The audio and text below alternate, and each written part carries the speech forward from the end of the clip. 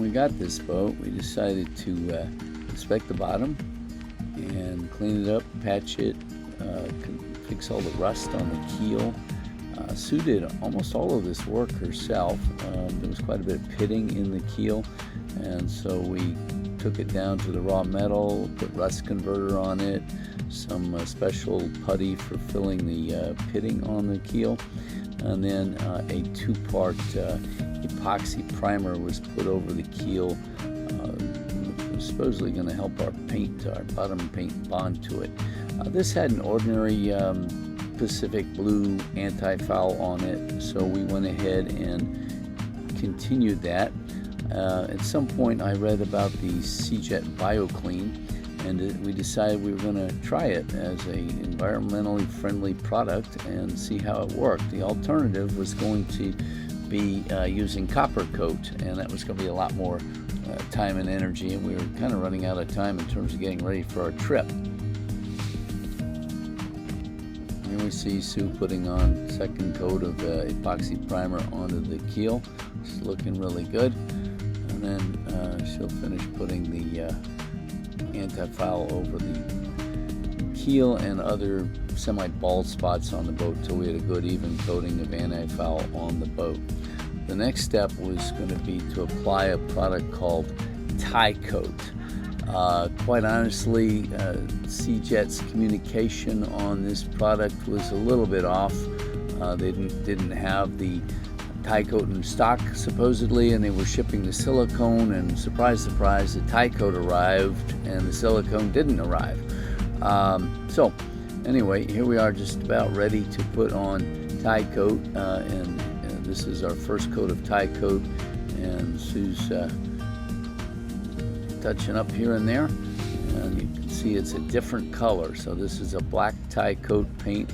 It goes right over your existing Antifoul after you've sanded and cleaned it, and it went on pretty well. You need to apply it and get away from it, because if you mess around with it, it will mess up your existing undercoat and become a mess. So you put it on pretty quickly and let it dry and get hard, and everything's nice.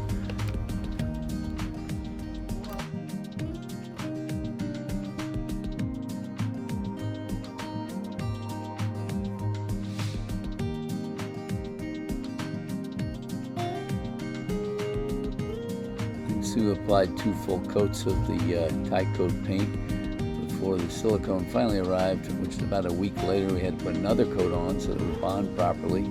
And then here we are with the final Tie Coat ready for the silicone to be applied. It's already a good looking bottom job.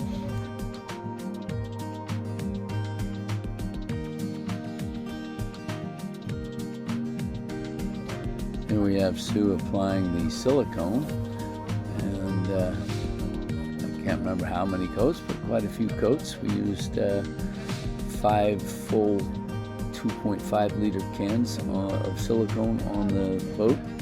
This is a 42-foot Moody.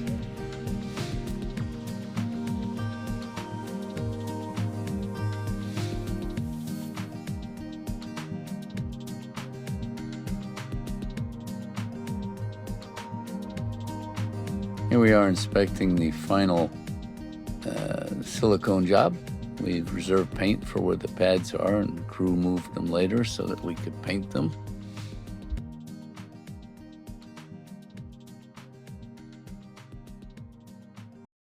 Several months later, we had to haul out in Lorient, France, because of a rudder problem. You can see how clean the bottom is coming out. This is after 3.5 months of being in the water and sailing, and staying in several marinas as well.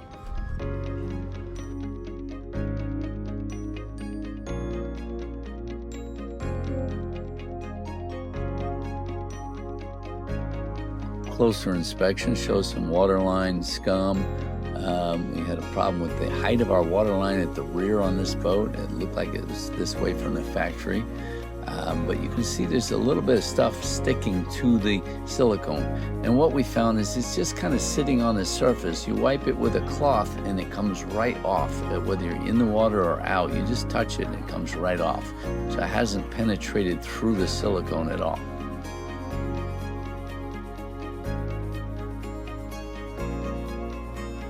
I should mention we also coated our propeller with a similar silicone product. In hindsight, I would recommend just polishing your propeller, as that did not hold up very well, as you'll see at the end of this video.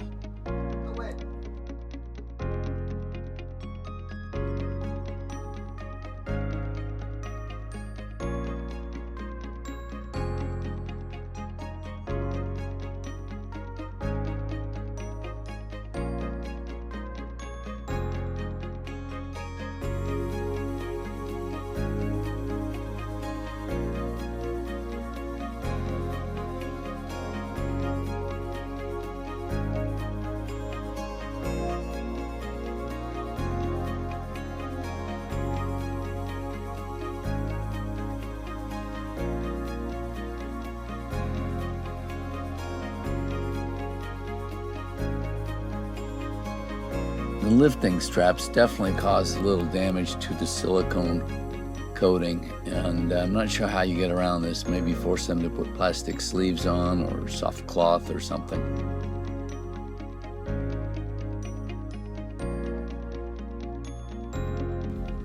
As like many bottom jobs, where the pads was not coated as well, and had a little bit of surface damage. And some stuff was definitely sticking to it.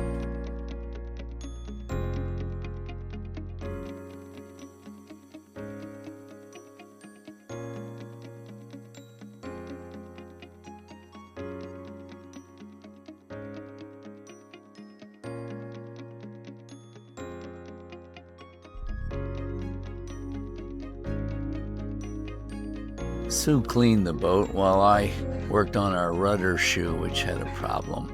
As you can see, the boat's coming nice and clean, and it's looking really good. We're quite happy with the way everything just kind of fell off with the boat when we washed it. Pressure washing is not recommended for cleaning your boat with this type of Antifoul. We now fast forward to January of 2026, where we're now in St. Vincent and the Grenadines at the Chatham Bay off Union Island. The boat has been sitting in the Canary Islands Marina for a month while we were in the States visiting relatives. It's crossed the Atlantic. It's been sitting in a marina in Grenada for a couple of weeks. So we haven't cleaned it at all since the effort in Lorient, and what we wanted to demonstrate here is how easily it just wipes off with a cloth or a soft brush. The Seajet folks say don't use a brush, but we have a very soft one, and we found it seems to work okay. So in this video, see kind of before and after photos. I will say we've got some areas that need some patching where the lifting straps had been, and a couple other areas, and I will say that caustic chemicals used in toilets will just take this off right away. Here you see the propeller is not holding up that well. That product I won't use again. We'll just polish it and keep it clean. These sail drives need to eat anodes on a regular basis, so I'm constantly changing them underwater. I've gone to the 2-part anode so I don't have to remove the propeller.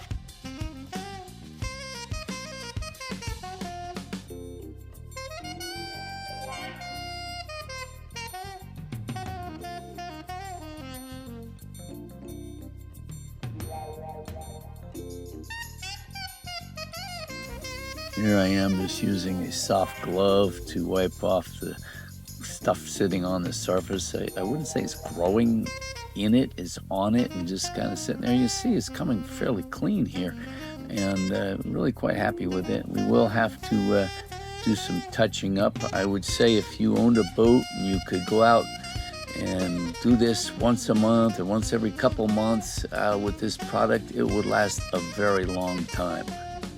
We haven't touched it for months, so we'll probably get what we get in this case. Anyway, hope that helps.